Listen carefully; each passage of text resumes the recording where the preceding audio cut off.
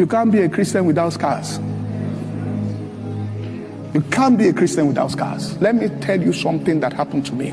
There was really an attack of the enemy. There is no, because we used to go to a church, and the pastor of the church just got angry and just started going at us. In fact, he went so hard, just for young people to understand, went so hard that he was preaching one day, and he looked and said, he started accusing, these my friends of fornication, and he saw me in the congregation, and after the meeting, he signaled to me, he said, follow me. I entered his office. He said, I saw you, and I took the knife and put it right in your chest. Go and tell your friends what I said. I looked at him. If it's today, Twitter will be full. People will be protected. I looked like, I said, child.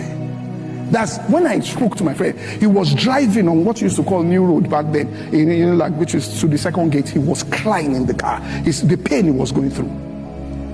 And I still went to the church the next Sunday.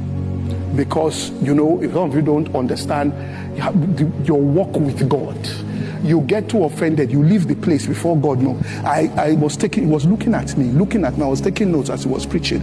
Because God, I don't care whether the madness of prophet, you are still a prophet. Do you get what I'm saying? We are spoiling people. Customer service. Look, let me tell you. No, I'm telling you the truth. So we need to start telling people because customer service people are doing. I was talking to somebody wrote something to me here. I put out something and somebody wrote it about how their parents raised them. Said we have forgotten this. We don't practice this again. All our prayer is what I will get, what I will eat. The person wrote it on my page. He said my mother used to teach us intercession. He said we need to go back. I caught the thing. I sent it to Minister Dusi. He told me, he said, Pastor, I said, look at the trouble we have caused in the body of Christ. He said if you people don't do a hard reset, he said this generation will lose it. Listen, we suffered our way into it. It's not that it was convenient. I said church hurt. Let me tell you who is the most wounded. The most wounded is the person behind the pulpit. The reason why they got into leadership is that they did not shout church hurt. Are you following what I'm saying? They were firing them and they kept looking at their vision. They knew that, listen, we didn't get born again together.